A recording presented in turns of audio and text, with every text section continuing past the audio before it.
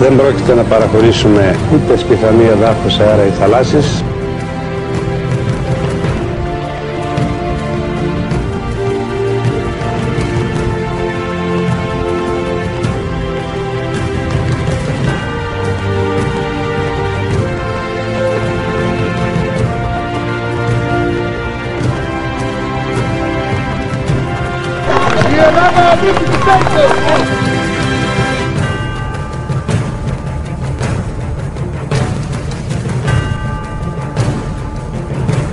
Δεν υπάρχει παρά μια Μακεδονία. Και η Μακεδονία αυτή είναι.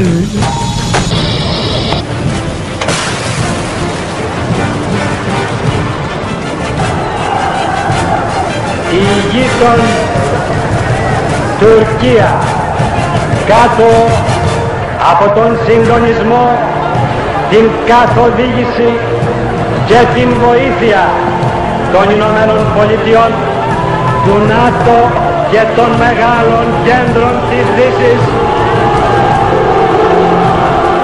απειλεί τα σύνορά μας στο Αιγαίο.